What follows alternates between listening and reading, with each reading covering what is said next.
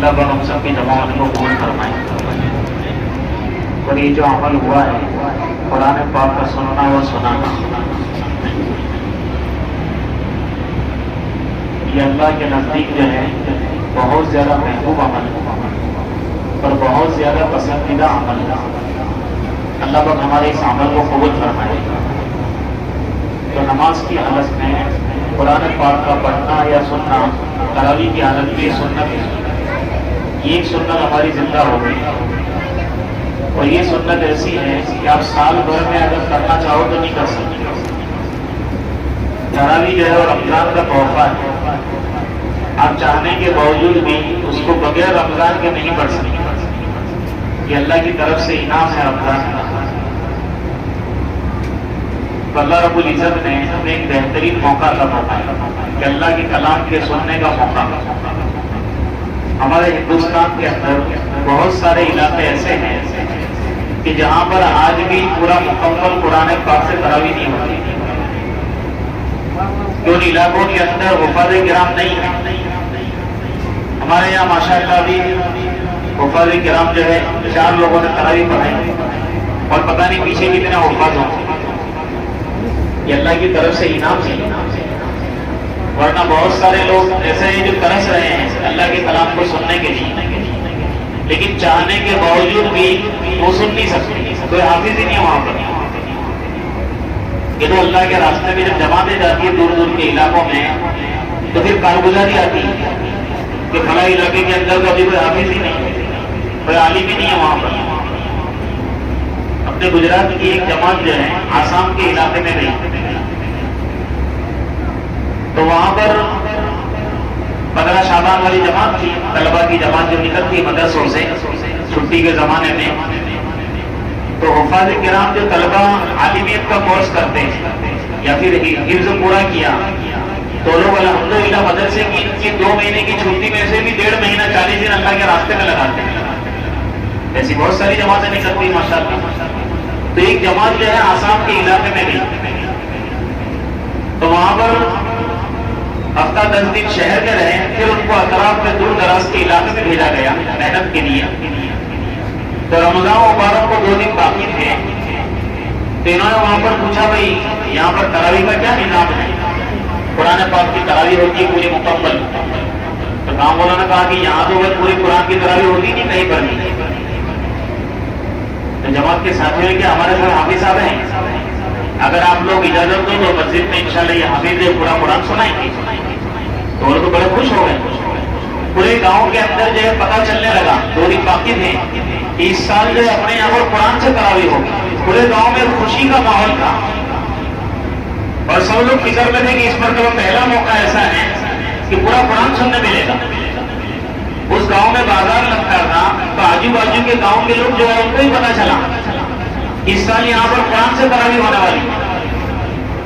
تو جب چاند نظر آیا رمضان کا، تو عشاء میں اتنا بڑا مجمع جمع ہو گیا کہ وہ مسجد والوں کو بڑا انتظام کرنا پڑا، جیسے آج بھی ماشاءاللہ باہر انتظام کرنا پڑا مسجد والوں کو۔ اللہ کرے نہیں یہ ماحول پورے سال بھر کے لیے زندہ ہو جائے۔ کیوں آمین نہیں بولتے بھائی چاہتے نہیں چاہتے ہم لوگ، ہم تو یہ چاہتے کہ پورے سال بھر کے لیے ایسا ماحول زندہ ہو جائے۔ باہر بھی ماشاءاللہ لوگ جو ہے نماز پڑھ رہے تھے، تو وہاں پر بھی جو ہے باہر صفیں بچھائی اور مائک لگائے کہ بھائی کیا بات ہے قرآن سے تراویح ہونے والی ہے۔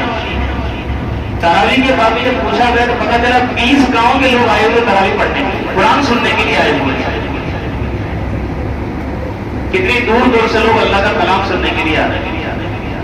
اور ہمارے یہاں پر کیا ہے، اللہ پاک نے مسجدوں کا نظام بنا دیا قریب قریب میں، اور اتنے سارے حافظ ہر سال قرآن سے تراویح ہو رہی ہے۔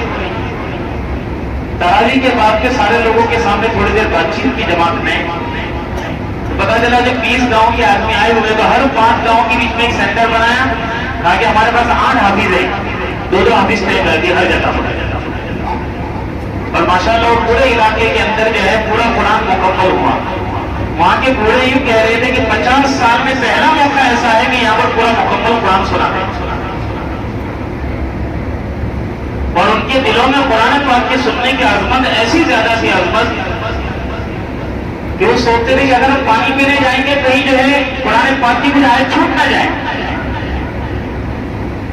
پہلے ایک دن تو ایسا ہی رہا کہ کسی کو پیاس لگ رہی ہے استنجا کے لیے جانا ہے تو پریشان کہ میں کیسے جاؤں, قرآن کی آیت چھوٹ جائے گی, قرآن میں مکمل سننا ہے پورا پورا. ایسی فکر لوگوں کے اندر. ان لوگوں نے نظام بنایا کہ 12 رکعت کے بعد میں 2-4 منٹ کا وقت دے دیا, بھائی آپ فارغ ہو کر آ جاؤ, جلدی جلدی کچھ نہیں, جلدی جلدی آ رہے لوگ فارغ ہو کر, تاکہ قرآن پاک کا ایک حرف بھی نہ چھوٹ جائے. اللہ پاک ہمیں بھی ایسی قدر کرنے کی توفیق عطا فرماتا. ہمارے یہاں پر پیچھے ایک برکتی سب ہوتی ہے, جانتے ہو نہیں, وہ رکوع کا انتظار کرتی ہے. کیا ہے, امام صاحب رکوع کریں گے تبھی ہم رکعت باندھیں, انہوں نے طے کر لیا. یہ مناسب نہیں تھی, نہ کرتی ہے کہ اللہ کے کلام کی. جن علاقوں میں ماحول نہیں ہے وہ لوگ ترس رہے ہیں اللہ کا کلام سننے کے لیے. تو صحیح بات ہے, آپ لوگ دن بھر کاروبار میں ہو, تھک جاتے ہو. ایک بزرگ سے ہم نے سنا کہ اگر تھک جاؤ تو بیٹھے بیٹھے نیت باندھتے ہیں, لیکن نماز کی حالت میں پورا قرآن سنیں. قرآن جو ہے نماز کی حالت میں پورا مکمل سننا ہے. نیت کرو انشاءاللہ ایسا تو پورا مکمل سنیں. کبھی کوتا ہے اللہ معاف فرما دو, کبھی کوتا جو رہ گئی ہے اللہ کو اسے معاف فرما دو, کیونکہ انسان ہے, بشر غلطی ہو جاتی ہے تو اللہ وقت بڑا زبردست معاف کرنے والا ہے. لیکن پتہ چل جانے کے بعد میں جو ہے ایسی غلطی بار بار نہ ہو, یہ مناسب نہیں تھی. کہ لوگ ترس رہے ہیں اللہ کے کلام کو سننے کے لیے. اللہ پاک نے ہمیں ایک بہترین موقع عطا فرمایا. وہاں پہ پھر اس جماعت نے مشورہ کیا کہ ہم تو بھی چلا پورا کر کے چلے جائیں گے, آئندہ سال پھر مسئلہ ان کا قرآن سننے کا. تو کچھ محنت ایسی کی جائے تاکہ ہمیشہ کے لیے یہاں پر قرآن زندہ ہو جائے. ماشاءاللہ جماعت نے محنت کی, 20 بچوں کی تشکیل کی کہ آپ اپنے بچوں کو بھیجو مدرسے کے اندر. جماعت جب وہاں سے واپس ہوئی 26-27 رمضان کو, تو انہوں نے جو ان کے والیوں کی 20 بچوں کی ان کے والیوں کی ٹکٹ بنا دی کہ گجرات کی کسی مدرسے میں آپ داخلہ کروا دیں. پر الحمدللہ 20 بچے لوگ وہاں سے لے کر آئے اور یہاں پر داخلہ کروا دیا. اللہ پاک نے ہمارے لوگوں نے محنت چلائی جس سے قرآن زندہ ہو رہا ہے, قرآن کی محنت زندہ ہو رہی ہے, قرآن والی زندگیاں زندہ ہو رہی ہیں. اللہ پاک نے ہمارے لیے کتنی آسانی کر دی. یہ اوقات ہے کہ ہم ہر سال یہاں پر ماشاءاللہ قرآن پاک کی سنانا ہوتا ہے. یہ جو سنایا جا رہا ہے یہ قرآن پاک کے خالص الفاظ نہیں ہیں, بلکہ ہمیں اللہ کے احکامات سنائے جا رہے ہیں. ہمیں کیا ہے, یہ اللہ کے حکم سنائے جا رہے ہیں. دیکھو تمہارے رب کا یہ بھی حکم ہے, یہ بھی حکم ہے, یہ بھی حکم ہے. بادشاہ کا شاہی فرمان ہے, اس لیے کہا گیا کہ کھڑے ہو کر ادب کے ساتھ سنو اور پورا مکمل سنو, ایک بھی حکم باقی نہ رہ جائے. پورا پورا مکمل ادب کے ساتھ میں کھڑے ہو کر سنو. نیت کا انشاءاللہ پورا مکمل سنیں گے. پیچھے والوں کی آواز نہیں آتی انشاءاللہ, کبھی بھی طے نہیں کیا طے کریں, کیونکہ بادشاہ کا شاہی فرمان ہے. بڑا بادشاہ ہوگا سال میں ایک مرتبہ اس کی پورے اصول بیان کیے جاتے ہیں کہ اللہ کا شاہی جو کلام ہے, یہ اللہ کے فرمان ہمیں سنائے جا رہے ہیں. اس لیے تو ایک حافظ سب کچھ غلطی کرتے ہیں مسلح پر, تو پیچھے والے فوراً کیا کرتے ہیں, لقمہ دیتے ہیں. ہوتا ہی نہیں ہوتا ایسا, پھر ہوا نہیں ہوا ایسا. لیکن اللہ ہم سب کو معاف فرما دے, ہم کو برا لگتا ہے کہ ساری غلطیاں جاتی ہیں حافظ جی. یہ کوئی ایسی کی بات نہیں ہے. اگر کسی حافظ صاحب کی غلطی جا رہی ہو, پیچھے والا لقمہ دے رہا ہو, یہ تو اس بات کی نشانی ہے کہ ہمیں صحیح قرآن سننے مل رہا ہے. یہ تو اس بات کی نشانی ہے. اور وہ مجبور ہے پیچھے والا, کتنا ہی اچھا دوست ہو اس کا, لیکن پیچھے والا مجبور ہے. کیوں مجبور ہے؟ کہ اللہ کے حکم کو صحیح صحیح سناؤ. سال میں ایک موقع پایا ہے, اس میں بھی تم غلطی کر رہے ہو, نہیں بھائی صحیح صحیح سناؤ. بات مطلب وہ آگے چلا جاتا, حافظ پیچھے بھی پکڑ کے لاتا, بھائی پھر سے صحیح کرو. اچھا پیچھے والے آگے والا برا نہیں لگاتا ہے, وہ لے لیتا لقمہ, میری پورا قرآن صحیح سننے نہیں. اور ہم لوگ ماشاءاللہ اتنی ساری غلطیاں جاتے ہیں حافظ کی. ایک سورہ فاتحہ پڑھو مسلح پر آ کر سب سمجھ میں آ جائے کتنی کرتی جاتی. یہ کوئی ایپ کی بات نہیں. اگر ایسے ہی ہنگامے ہوتے رہیں تو پھر آپ کو صحیح قرآن سننے ملے گا. سمجھ رہے بات کو نہیں؟ اگر ایسا ہی کرتے رہے ہم غلطی اوپر ہنگامہ تو پھر صحیح قرآن ہم کو سننے نہیں مل سکے. کہ اللہ کا شکر ہے امانت داری کے ساتھ میں پورا مکمل قرآن سناتا. اور بعض مرتبہ کوئی آیت رہ جاتی ہے تو پھر لوٹا دے دوسرے دن, تاکہ اللہ کے حکم میں کوئی چیز باقی نہ رہ جائے, اللہ کی پڑھائی میں کوئی چیز باقی نہ رہ جائے. آج بھی ایک حافظ صاحب نے پیچھے کی ایک آیت لوٹائی امانت داری کے طرف, ایک آیت بھی باقی نہیں رہنی چاہیے. امانت داری کے ساتھ کوئی وہ ایک آیت لوٹایا ہے درمیان اور پورا مکمل آپ کو قرآن سنایا. تو یہ اللہ کے احکامات ہمیں سنائے جا رہے ہیں, اور اس پر اللہ پر کیا دیں گے وہ اللہ ہی جانتا ہے کیا ملنا ہے اس پر. ہمیں تو خالی سمجھانے کے لیے بتایا گیا کیا دیں گے اللہ پاک. جن لوگوں نے قرآن پاک سنایا ہے یہ دنیا کے لوگ ان کو دے دے کر کیا دیں گے. اللہ پاک جو انعام دینے والے ہیں بہت بڑا انعام ملنا ہے. اتنا بڑا انعام کہ ہم اس کو تصور نہیں کر سکتے, خیال نہیں کر سکتے. اتنا بڑا انعام اللہ پاک عطا فرمائے. حضرت علی رضی اللہ عنہ فرماتے ہیں کہ جو شخص نماز کی حالت میں کھڑے ہو کر قرآن پاک کا ایک حرف پڑھے, اس ایک حرف پر اللہ پاک 100 نیکی عطا فرماتا. کتنی نیکی ملتی بولو آواز کیا کتنی نیکی ملتی؟ ایک حرف پر 100 نیکی. اور اللہ پاک کی طرف سے یہ اعلان ہے من جاء بالحسنۃ فلہ عشر امثالها کہ جو شخص ایک نیکی لے کر آئے اس کا بدلہ ہم 10 کے برابر دیں گے. تو 100 کا بدلہ کتنا ہو جائے گا بولو بھائی؟ تو بیپاری لوگ بولتے نہیں کتنا ہو جائے گا 100 کا بدلہ 1000. ایک حرف پر کتنی نیکی ملے گی؟ 1000 نیکی. نماز کی حالت میں کھڑے ہو کر پڑھنے والوں کو یہ حفاظ کرام نے پڑھا ہے ماشاءاللہ, ہر حرف پر کتنی نیکی ملی؟ 1000 نیکی. الحمد کی جو سورت ہے سورہ فاتحہ اس میں 150 حرف ہیں. سورہ فاتحہ میں کتنے حرف ہیں؟ 150. تو خالی الحمد شریف کے پڑھنے پر کتنی نیکی ملی؟ 1.5 لاکھ نیکی خالی الحمد شریف کے پڑھنے پر. اب بتاؤ ایک پارے میں کتنے حرف ہیں؟ کتنے حرف ایک پارے میں؟ کہ پورے قرآن کے اندر کتنے حرف یہ سنائے انہوں نے. اور اس سے آگے کی بات رمضان مبارک کے اندر اللہ پاک 70 گنا اجر بڑھا دیتے ہیں. کتنا اجر بڑھا دیتے بولو بھائی؟ 70 گنا. تو 1000 کی کتنی ہوگی بولو؟ کیوں آواز نہیں نکلتی ہوئی بھائی؟ شک ہے کیا اللہ کے وعدوں پر؟ اللہ تعالیٰ کو کون پوچھنے والے کیوں زیادہ دے دیا ان کو حاملوں کو تم نے؟ ایک حرف پر کتنی نیکی ہوگی بولو؟ 70,000 نیکی ایک حرف پر اللہ کا عطا فرمائے. اور یہ جو بتایا جا رہا ہے یہ خالی سمجھانے کے لیے. حقیقی انعام اللہ کیا دیں گے وہ اللہ ہی کو معلوم ہے. اور جن لوگوں نے پیچھے کھڑے ہو کر سنا کم سے کم ایک حرف پر ایک نیکی, اور رمضان مبارک کے اندر 70 گنا زیادہ. ایک کا بدلہ 10 تو ہے اور 70 گنا زیادہ, یعنی 700 نیکی ایک حرف پر اللہ پاک دیں گے. یہ آپ لوگوں نے جو سنا پورا قرآن, اور یہ بھی جو انعام ہمیں بتایا گیا ہے خالی سمجھانے کے لیے. حقیقی انعام جو دیں گے وہ اللہ ہی جانتے ہیں. جیسے بچہ جو ہوتا ہے شروع میں اسکول جانا شروع کرتا ہے, بچہ ضد کرتا ہے میں نہیں جاؤں گا, تو اسے کیا ہے چاکلیٹ دی جاتی ہے. کیا دیا جاتا ہے اسے؟ چاکلیٹ دی جاتی ہے.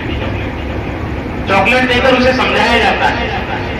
اگر بچے کو آپ یوں کہو بیٹا اسکول جاؤ گے تو ڈاکٹر بن جاؤ گے, بچہ کیا کہے گا مجھے ڈاکٹر نہیں بننا, مجھے چاکلیٹ دے دو. کیا کہو گا؟ مجھے آپ چاکلیٹ دے دو, مجھے ڈاکٹر نہیں بننا. بیٹا اسکول جاؤ گے تو انجینئر بناؤ گے, بچہ کیا کہے گا ارے بھائی انجینئر نہیں بننا, چاکلیٹ دو تو مجھے دو. تو ہمیں بھی خالی سمجھایا جا رہا ہے, حقیقی انعام کیا ہوگا وہ اللہ جانتے ہیں.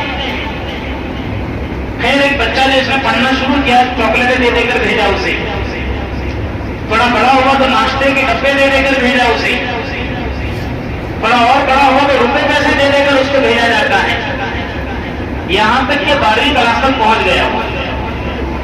اب آئندہ کل اس کا ایگزام شروع ہو رہا ہے, امتحان اس کا شروع ہو رہا آئندہ کل سے. والد محترم نے شام کو بلایا اپنے پاس میں، فریم کا بیٹا اپنے وہاں پر جو ہے کل صبح میں مہمان آ رہے ہیں امریکہ سے، میرے خاص دوست ہیں، برسوں سے وہاں رہتے تھے اور 10 دن کے لیے یہاں پر آئے ہیں. تو جانتا ہے سیزن کا زمانہ چل رہا ہے تو میں ان کے ساتھ وقت نہیں دے سکتا، تو ان کی پوری فیملی کو ہندوستان گھمانا ہے 10 دن میں. ہندوستان کے بڑے بڑے شہر میں لے جاؤ، بمبئی میں 2 دن، حیدرآباد، دہلی، ان کے ساتھ میں آپ کو جانا پڑے گا. ہوٹل میں رہنا ہے، گھومنا پھرنا ہے. اور کل سے کیا شروع ہوئی؟ اس کی 12ویں کی ایگزام شروع ہوئی. بتاؤ بچہ کیا کرے گا؟ بولو بھائی کیا کرے گا وہ؟ ماشاء اللہ بہت اچھا ہے. ایسا ہی کرے گا وہ؟ نہیں. بچہ کہے گا ابا جان معافی چاہتا ہوں. کیا ہے؟ میں معافی چاہتا ہوں، میں نہیں جا سکتا ان کے ساتھ. ارے بیٹے میرے بہت عزیز ہیں اور خاص دوست ہیں میرے، ابا جانو جو بھی ہو لیکن میں نہیں جا سکتا. باپ کہہ رہا بیٹا تجھے پتا ہے پہلے جب تو جاتا نہیں تھا تو چاکلیٹ دے دے کر ہم نے بھیجا تجھے، ناشتے کے ڈبے دے دے کر بھیجا، روپے پیسے دے دے کر تجھے بھیجا. پہلے جانے کو تیار نہیں تھا، اب چھوڑنے کو تیار نہیں. بتاؤ اسی کیا بات ہوگا؟ اس کی حقیقت کھل گئی اس کے دل دماغ پر، اس کا نفع نقصان کھل گیا. اب اگر میں نہیں گیا تو میرا کتنا بڑا نقصان ہے. ڈاکٹر بننے کے سارے راستے بند ہو جائیں گے اگر 12ویں کی ایگزام نہیں دی میں نے. انجینئر بننے کے راستے بند، وکیل بننے کے راستے بند. نقصان اس کے سامنے ہے اور ایگزام دے دی، نفع اس کے سامنے. کتنا ہی سمجھا باپ کہا کہ میں نہیں جاؤں، ماں بھی جاؤں. خیر ایک بچہ پڑھا، کوئی ڈاکٹر بنا، کوئی وکیل بنا، کوئی انجینئر بنا. اب پتا ڈاکٹر کی ڈگری کے سامنے چاکلیٹ کی کیا حیثیت ہے؟ کوئی حیثیت ہے اس کی؟ 1-2 روپے کی چاکلیٹ کی، 5-10 روپے کی چاکلیٹ کی. انجینئر کی ڈگری کے سامنے چاکلیٹ کی کیا حیثیت ہے؟ اسی طرح سے اللہ کے کلام کے پڑھنے پر اور اللہ کے کلام والی زندگی بنانے پر اور اللہ کے کلام کو اپنے سینے میں بسانے پر اللہ پر جو حقیقی انعام عطا فرمائیں گے، اس کے مقابلے میں ایک ہاتھ پڑھنے پر 70,000 نیکیاں، یہ ایسا ہی ہے جیسا کہ چاکلیٹ دی گئی. حقیقی انعام تو اللہ ہی دیں گے. ان وفاد کرام کو اللہ ایسا نوازیں گے ہم سوچ نہیں سکتے، اندازہ ہی لگا سکتے. اللہ کو ہمیں ان کی قدر کرنے کی توفیق عطا فرماتا. کہ خط قرآن کے موقع پر ایک ارادہ ہمارے دل کا یہ ہونا چاہیے کہ آئندہ سال رمضان آنے سے پہلے اگر میں نے اللہ کا کلام نہیں پڑھا ہے، مجھے پڑھنا نہیں آتا ہے، تو میرے دل کا یہ عزم ارادہ ہو اور ہم دعا کر رہے ہو ایسی مبارک رات کے اندر، اے اللہ آئندہ رمضان کے آنے سے پہلے مجھے تیرا کلام سکھا. ہم دعا کر رہے ہیں اور ارادہ کر رہے ہو کہ انشاءاللہ ہم آئندہ رمضان کے آنے سے پہلے ضرور اللہ کا کلام سیکھیں گے. نیت کرو انشاءاللہ سیکھیں گے. اللہ کے کلام سیکھنے میں عمر کی کوئی قید نہیں ہے. آج ہم تھوڑے بڑے ہو جاتے ہیں سوچتے ہیں اب کیسے پڑھیں گے ہم. عمر کی کوئی قید نہیں ہے. قرآن پاک اللہ کی طرف سے ایسا معجزہ ہے، 5 سال کا بچہ محنت کرنا شروع کرے اللہ اس کو محروم نہیں کرتے، نواز دیتے ہیں، اللہ سکھا دیتے اپنا کلام. اور 70 سال کا بوڑھا جو ہے، 60 سال کا بوڑھا جو ہے محنت کرنا شروع کرے اللہ اسے محروم نہیں کرتے ہیں، اسے بھی اپنا کلام سکھا دیتے ہیں. اپنے احمدآباد کا ایک واقعہ مشہور ہے. پہلے میل چلتی تھی احمدآباد کی، ایک مزدور جو ہوتے تھے، ایک بڑے میں 58 سال کی عمر سے ریٹائر ہو گئے. لوگوں نے سمجھایا کہ پوری زندگی محنت میں گزری ہے، اس وقت اللہ کے راستے میں لگا، جماعت میں رہے، فکر پیدا ہوئی کہ پوری زندگی نکل کے اللہ کا کلام تو سیکھا ہی نہیں اس نے. تو انہوں نے آ کر علماء کرام سے پوچھا کہ میں اگر سیکھنا چاہوں تو سیکھ سکتا ہوں قرآن؟ یہ علماء کرام خوش ہوتے ہیں اگر کوئی آ کر پوچھتا ہے تو. انہوں نے کہا کہ ضرور سیکھ سکتے ہو، شروع کریں آپ. تو مسجد کے امام صاحب کے پاس میں انہوں نے پڑھنا شروع کیا تھوڑا تھوڑا کر کے. 1 سال گزرا تھا کہ اللہ پاک نے اندر دیکھ کر ناظرہ قرآن شریف سکھلا دیا. پورے دن یہ مشغلہ، بولے اب کام کیا اپنے پاس، ریٹائر ہو گئے. اندر دیکھ کر قرآن پڑھنا سیکھ کے اچھی طرح سے پوچھا میں حافظ قرآن پڑھ سکتا ہوں؟ تاکہ شروع تو کرو، اللہ نے چاہا اللہ کہاں تک پہنچاتے ہیں آپ کو. کیونکہ اللہ پاک کا ایسا زبردست نوازنے والا اپنے کلام کے پڑھنے پر. ایک آدمی نے حافظ قرآن بننے کی نیت سے پڑھنا شروع کیا, ابھی اس نے قاعدہ ختم نہیں کیا تھا, اس کی زندگی نے ساتھ نہیں دیا, دنیا سے رخصت ہو گیا. اللہ پاک کل قیامت کے دن اس کو حافظوں کے ساتھ پر کھڑا کرے گا. اللہ پاک ایسے نواز سے اپنے کلام کے پڑھنے پر, سیکھنے پر, صحیح نیت کرنے پر. تو بڑے میاں نے پھر حفظ کرنا شروع کر دیا, تو ماشاءاللہ 2 سال کے اندر حافظ قرآن بن گیا. 61 سال کی یا 62 سال کی عمر میں اللہ پاک نے اپنا کلام لے دیا محنت کر. 1 سال رہے, باقی دنیا سے رخصت ہو, اللہ کا کلام لے کر گئے. تو قرآن سیکھنے کی عمر کا کوئی قید نہیں ہے, اور قرآن سیکھنے والوں کو اللہ کی طرف سے کیا انعام ہے. پیارے آقا جناب رسول اللہ صلی اللہ علیہ وسلم بیان فرمائے, اس کا خلاصہ ہے, تم میں سب سے اچھا آدمی وہ ہے جو قرآن پاک کو سیکھے اور سکھائے. خیرکم من تعلم القرآن وعلمہ, کہ تم میں سب سے اچھا آدمی وہ ہے, سب سے بہتر آدمی وہ ہے جو قرآن پاک کو سیکھے اور سکھائے. کس کی نگاہ میں اچھا بننا ہے؟ پیارے آقا جناب رسول اللہ صلی اللہ علیہ وسلم کی نگاہ میں اچھا بننا ہے تو قرآن پاک کو سیکھنا ہے اور سکھانا ہے. اب دنیا والوں کی نگاہ میں اچھا بننے کی ہم محنت کرتے ہیں. ایک بیٹا محنت کرتا ہے کہ باپ مجھے اچھا کہے, ایک بیوی محنت کرتی ہے کہ شوہر اچھا کہے, نوکر محنت کرتا ہے کہ میرا سیٹ اچھا کہے. کیا ہم وہ محنت نہیں کر سکتے ہیں کہ جس محنت کے ذریعے سے سارے نبیوں کے سردار, سارے ولیوں کے سردار محمد رسول اللہ صلی اللہ علیہ وسلم پر قیامت کے دن ہمیں اچھا کہے, یہ میرا امتی سب سے اچھا ہے کہ اس نے میرے کلام کو سیکھا ہے, سکھایا ہے, اور میرا قرآن والی زندگی اس نے بنائی ہے. تو قرآن سیکھنے کی کوئی عمر نہیں. آپ تھوڑی فکر کرو گے, علماء کرام سے ملو تو خوش ہو جائیں گے. اور پھر ایسے دور میں جب سارے لوگ مال کی چیزوں کی محنت میں لگے ہوئے ہیں, آدمی پورے دن بھر کا تھکا ہوا ہے کاروبار سے, اور عشاء کے بعد میں آ گیا مسجد میں, کھانا بعد میں ہوگا, سارے کام بعد میں, اللہ کا کلام آدھا گھنٹہ سیکھ کر میں جاؤں. اللہ پاک فرشتوں کے دل فخر کرتے ہیں, دیکھو میرے اس بندے کو پورے دن بھر کا تھکا ہے, کھانا باقی ہے, لیکن میرے کلام کو سیکھنے کے لیے بیٹھا ہوا ہے. اللہ پاک خوش ہو جاتے ہیں. ایک نیت تو ہمیں یہ کرنی کہ اللہ کا کلام کو ہم ضرور سیکھیں گے انشاءاللہ.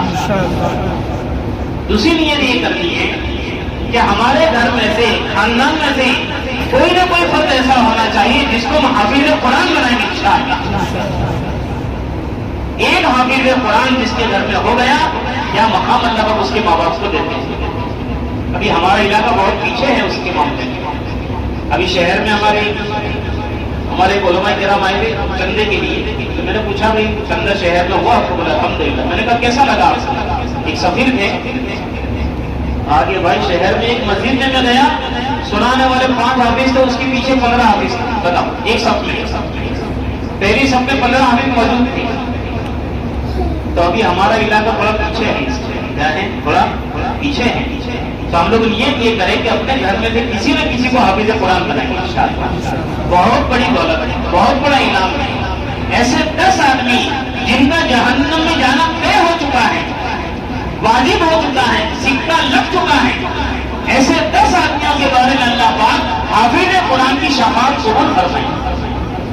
ایک حافظ قرآن کی مدد سے ایسے 10 آدمیوں کو اللہ پاک جہنم سے نکال کر جنت میں داخل فرما دیں گے. ہم دیکھیں ہماری زندگی کیسی گزر رہی ہے, ہمارے باپ داداؤں کی زندگیاں کیسی گزری ہیں, بالکل جو ہے کیسی گزری ہے, جنہوں دیکھا ہے جانتے ہیں. کہ ہم نہیں چاہتے کہ ہم کسی ایک کو حافظ قرآن بنا دیں اپنے بچوں میں سے, اور اللہ پاک ہماری نسلوں میں سے ایسے 10 آدمیوں کے اوپر جہنم واجب ہو چکی ہو, اللہ پاک جنت کے فیصلے کرتے ہیں. اور کل قیامت کے دن حافظ قرآن کے والدین کو, اس کے ماں باپ کو ایسا تاج پہنایا جائے گا جس کی روشنی سورج کی روشنی سے بھی زیادہ ہو جائے گا. لوگ تعجب کر کے اتنا بڑا تاج چمکدار, لوگ دیکھتے رہ جائیں گے. بعض لوگ دیکھیں گے ان کو تاج پہنا گیا, یہ تو میرے پڑوس میں رہتے تھے, ارے ان کے پاس تو رہنے کے لیے اچھا مکان بھی نہیں تھا.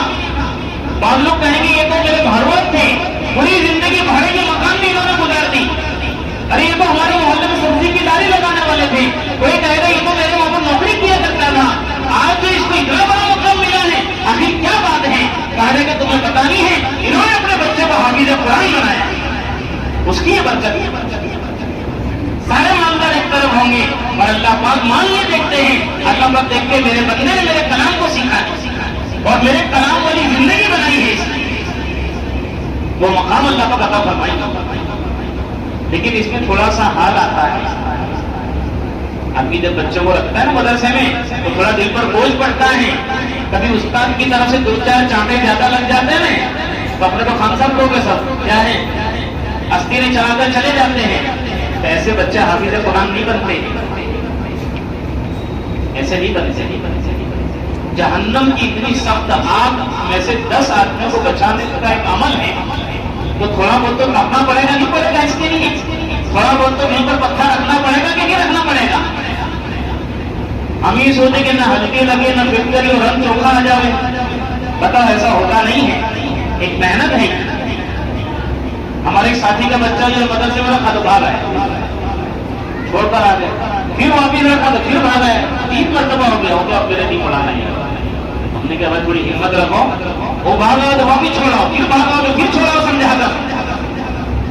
آخر میں انہوں نے پولیس نے سب کارگزاری بتائی، بولے الحمدللہ اس سال میرا بچہ حافظ ہو گیا، 18 مرتبہ بھاگ کر آیا، میں 18 مرتبہ چھوڑ کر آ گیا، لیکن اللہ حافظ قرآن بنا دیا۔ میں نے کہا استاد سے جھگڑا، میں نے کہا کہ نہیں، استاد کو میں کبھی جھگڑا نہیں کرا، کبھی کچھ نہیں بولا، انہوں نے مارا بولا کچھ بھی کیا۔ تو علماء کی عظمت دل میں ہوتی ہے، عزت دل میں ہوتی ہے، پھر اللہ کا حافظ قرآن ہماری نسلوں میں پیدا فرماتے ہیں۔ علماء کی ناقدری آ گئی، ان کی نفرت دل میں آ گئی، ہماری نسلیں محروم رہ جاتی ہیں وسیلے۔ پڑھائیں گے اپنے بچوں کو انشاءاللہ۔ اور تیسرا ارادہ یہ کرنا ہے قرآن والی زندگی بنانے کی۔ قرآنی جو احکامات ہمیں سنائے گئے ادب کے ساتھ کھڑے رہ کر، وہ قرآنی احکام والی زندگی بنانی ہے۔ نماز کے بارے میں قرآن پاک میں 750 جگہ پر اللہ نے ذکر فرمائے نماز کا، تو وہ نماز خالی رمضان کی نماز نہیں ہے۔ ہمارا دین ماحول والا دین نہیں ہے کہ چلو رمضان آ گیا تو سب مسجد کا، رمضان گیا تو باہر بورڈ لگانا پڑے کھوائے گئے اچھے، نمازی کھوائے گئے اچھے، کہ نمازی سب گم ہو گئے، بورڈ لگاؤ، کوئی ڈھونڈ کر لاؤ ان کو۔ اس کی نیت کریں گے جو قرآنی احکام ہے وہ قرآن کے حکم والی زندگی بنائیں گے انشاءاللہ۔ اور جو لوگ قرآن کے احکامات پر عمل کرتے ہیں اللہ پاک دنیا میں بھی نوازتے ہیں اور آخرت میں بھی اللہ پاک ان کو نوازتے ہیں۔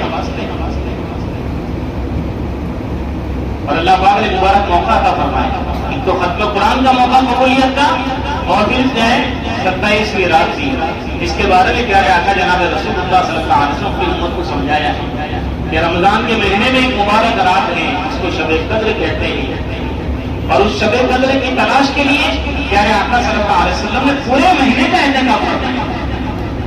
پیارے آقا صلی اللہ علیہ وسلم نے پہلے عشرے کا اعتکاف فرمایا، رمضان کے پہلے 10 دن کا، پھر آپ نے دوسرے عشرے کا اعتکاف فرمایا۔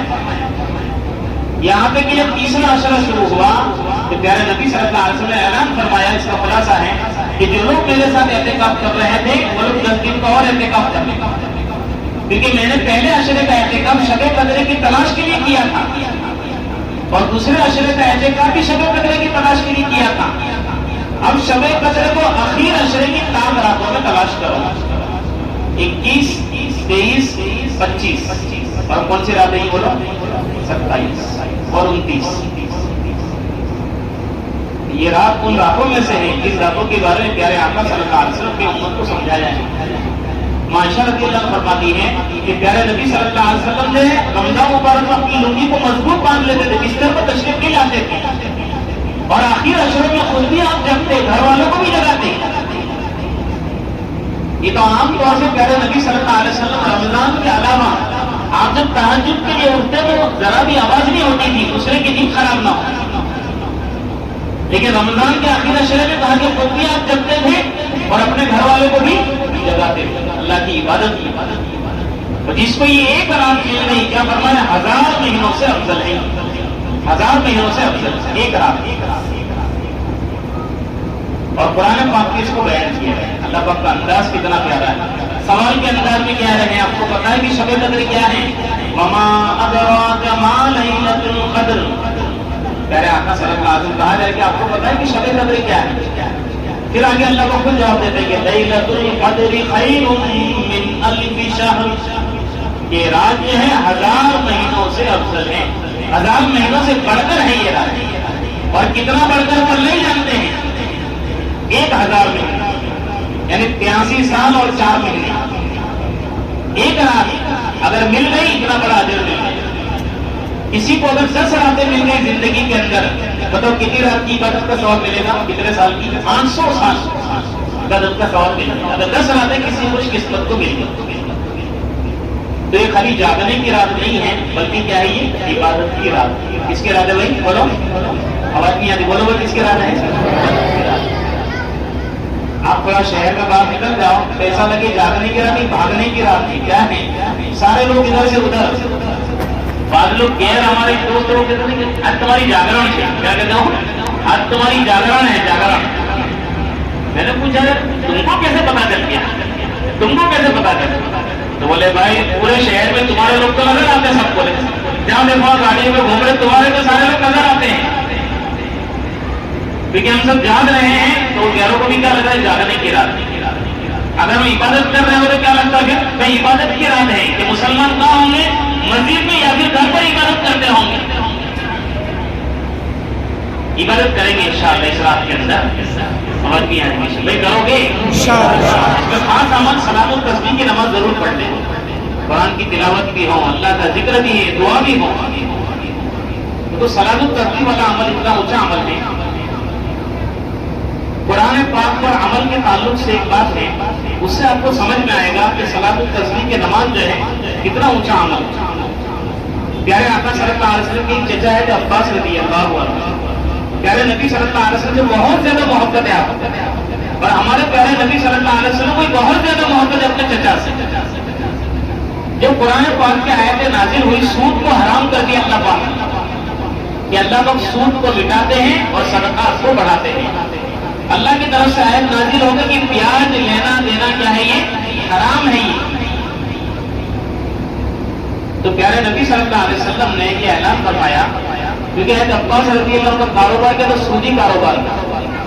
ہزاروں لوگ جو ہے مکہ میں، مدینہ میں، دوسرے شہر میں، وہاں سے لوگ آتے تھے، روپے پیسہ لے کر جاتے تھے، اور پھر سودی اس کو آتا رہتا تھا ہر مہینے۔ سودی کاروبار کا پورا بہت پھیلا ہوا تھا اس زمانے میں، سونے کے سکے سے یا چاندی کے سکوں ایسا پھیلا ہوا تھا کاروبار، ایک دم بڑے مالدار لوگوں میں، بڑے بڑے تاجر جو ہے ان سے لے کر جاتے تھے رقم۔ جب یہ آیت نازل ہوئی، پہلے عباس رضی اللہ عنہ موجود نہیں تھے، اس کو باہر گئے ہوئے تھے کہیں تجارت کے سلسلے میں، تو پیارے نبی صلی اللہ علیہ وسلم نے اعلان فرمایا، میرے چچا کا جس کے ذمے جو ہے سودی قرض ہے تو سارا سود یار میرے معاف کریں، اعلان کرتے ہیں۔ اب پورے شہر میں ہنگامہ بات پھیل رہی ہے کہ حضرت محمد صلی اللہ علیہ وسلم نے یہ اعلان کر دیا ہے کہ میرے چچا کا جس کے ذمے سود ہے، بیاج ہے، وہ سب میں نے معاف کر دیا۔ لوگوں میں چرچے ہو رہے ہیں کہ کتنا بڑا معاملہ ہے، ان کے چچا تو موجود نہیں ہے، یہ تو برباد ہو گئے دکھنے کے اعتبار سے۔ تھوڑے دن بعد میں حضرت عباس رضی اللہ عنہ تشریف لائے، تو مدینے کے باہر ہی لوگ کھڑے ہوئے تھے ان کے استقبال میں۔ تمہیں پتہ ہی کیا ہوگا مدینہ میں؟ تمہیں پتہ ہی کیا ہوا؟ عباس رضی اللہ عنہ کیا ہوا؟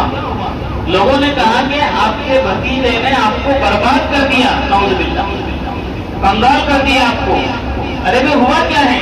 کہا کہ آپ کا جتنا سود تھا سب موتی کا اعلان کر دیا انہوں نے۔ کیوں کیا؟ میرے قرآن کی آیت نازل ہو گئی۔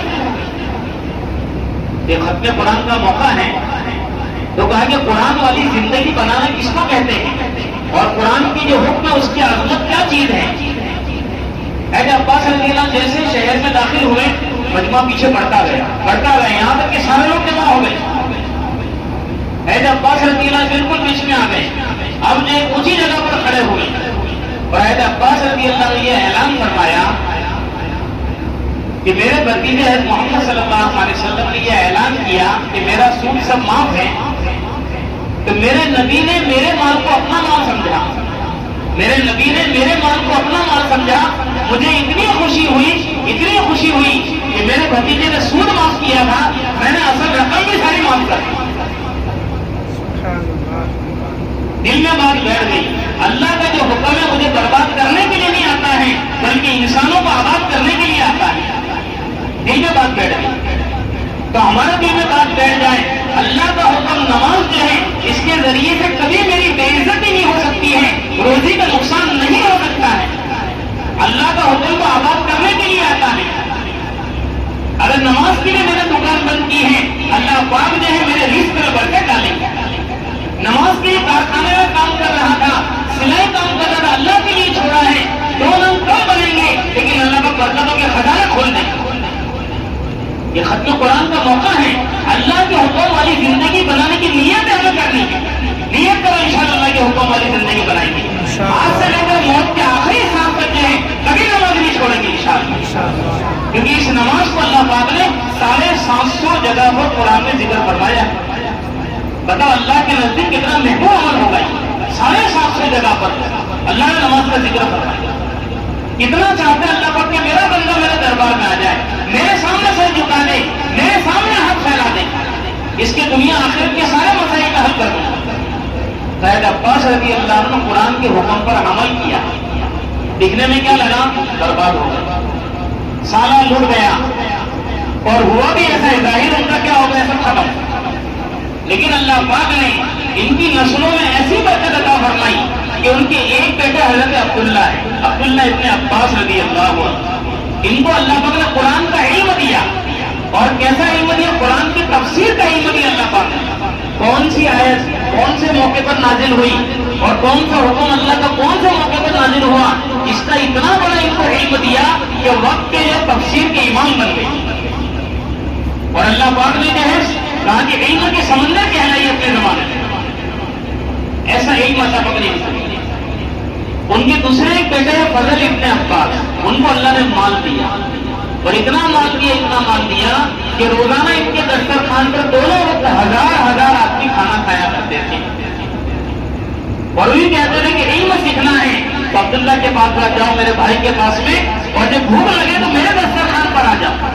تو وہاں پر لوگ کھانا کھاتے تھے فضل ابن عباس کے وہاں، اور عبداللہ ابن عباس رضی اللہ عنہ کے پاس سے علم سیکھ کر لوگ جایا کرتے تھے۔ اور پھر لکھا کتابوں میں کہ سلطنت عباسیہ جو ہے 300 سال تک چلی ہے، اللہ پاک نے ان کی نسلوں کو حکومتیں ڈال دی کہ 300 سال تک حکومت کی ہے عباس رضی اللہ عنہ کی نسل نے، اور اسی میں سے ایک بڑے بادشاہ ہارون رشید بادشاہ گزرے جو ہے عباس رضی اللہ عنہ کے اس میں سے، جس پر قرآنی احکام پر عمل کرنے پر، قرآن والی زندگی بنانے پر، تو ہم جو قرآن کے احکامات والی زندگی بنائیں گے اللہ دنیا بھی اچھی کر دیں گے، آخرت بھی اچھی کر دیں گے۔ تو یہ حضرت عباس رضی اللہ عنہ ایک مرتبہ تشریف لائے، آپ لوگوں کی زیادہ توجہ رہے گی تو بات ختم ہی نہیں ہوگی، کوئی توجہ کم کر دیں، بات ختم کر دوں 5 منٹ۔ ایسے آج تو پوری رات تو ارادہ کیا ہی ہے نا انشاءاللہ عمل کا، جاگنے کا۔ احمدآبادی لوگ تھکتے نہیں ہیں ایسے، ماشاءاللہ چائے ہر جگہ پر لگی ہوئی ہے، ماشاءاللہ تھوڑی سستی آئے تو ایک چائے پی ڈالو ہو گیا۔ ابھی ایک ملک کے اندر ہم لوگ اللہ کے راستے میں پورے ملک میں چائے کی کیٹلی نہیں، ایک بھی کیٹلی نہیں چاہیے۔ عباس رضی اللہ عنہ مرتبہ تشریف لائے، کہہ رہے ہیں آقا صلی اللہ علیہ وسلم بیٹھے ہوئے دیکھا اپنے چچا کو، کتنی محبت کی چچا سے جنہوں نے جو ہے قرآن کے حکم پر سارا اپنا قربان کر دیا۔ تشریف میں بڑے خوشی کے انداز میں کہہ رہے ہیں آقا صلی اللہ علیہ وسلم فرمایا، اس کا خلاصہ ہے، اے میرے چچا عباس، میں تمہیں کچھ چیز دینا چاہتا ہوں، عطیہ دینا چاہتا ہوں، ہدیہ دینا چاہتا ہوں، میں تمہیں 10 چیزوں کا مالک بناؤں۔ عباس رضی اللہ عنہ کہتے ہیں کہ پیارے نبی صلی اللہ علیہ وسلم اتنے خوشی میں یا رسول اللہ صلی اللہ علیہ وسلم ضرور کوئی چیز دینا چاہے ضرور دے دیجیے۔ ایسے خوشی کے انداز میں اپنے چچا عباس رضی اللہ عنہ نے فرمایا، میں تمہیں ایک نماز سکھلاتا ہوں، 4 رکعت نفل نماز، اگر تم نے اس نماز کو پڑھ لیا تو اللہ پاک تمہارے اگلے اور پچھلے جان بوجھ کر کیے انجان میں کیے ہوئے، رات میں کیے دن میں کیے سارے گناہوں کو اللہ تعالیٰ معاف کر دے۔ پھر پیارے آقا صلی اللہ علیہ وسلم نے صلاۃ التسبیح کی نماز سکھائی، اس کو بولو عباس رضی اللہ عنہ اپنے چچا کو، کتنی محبت ہے چچا سے، اپنے محبوب کو ہم کوئی چیز دیتے ہیں کتنی پیاری چیز دیتے ہیں۔ سید عباس رضی اللہ عنہ کے واسطے سے پوری امت کو صلاۃ التسبیح کی نماز ملی۔ اور یہ فرمایا کہ اس نماز کو اگر ہو سکے تو روزانہ پڑھ لیا کرو، روزانہ نہ ہو سکے ہفتے میں پڑھ لیا کرو، ہفتے میں بھی نہ پڑھ سکو تو کیا کرو مہینے میں ایک مرتبہ پڑھ لیا کرو، مہینے میں بھی نہ پڑھ سکو تو سال میں ایک مرتبہ پڑھ لیا کرو، اور سال میں بھی نہ ہو سکے تو زندگی میں ایک مرتبہ ضرور اس نماز کو پڑھ لیا کرو۔ یعنی پیارے آقا سرکار کتنا اعتماد اس نماز کو کہ میری امت اگر پڑھ لے گی تو اللہ ضرور دنیا آخرت کے اس کے مسائل کو حل کر دے گا۔ یہ بہترین موقع اللہ نے دیا ہے، پڑھیں گے انشاءاللہ صلاۃ التسبیح کی نماز۔ پیچھے والوں کی آواز دنیا کی مولانا کیا ہے بھائی پڑھو گے انشاءاللہ، آواز آ رہی ہے پیچھے والوں کی۔ تو صلاۃ التسبیح کا طریقہ ہے مولانا سے پوچھ لیں تو صلاۃ التسبیح کی نماز نفل نماز ہے۔ نیت ہے دل کے ارادے کا نام، نیت کیا ہے دل کے ارادے کا نفل، 4 رکعت جیسے ہم نفل کی نیت کرتا ہوں صلاۃ التسبیح کی 4 رکعت نفل واسطے اللہ کے رخ میرا قبر شریف۔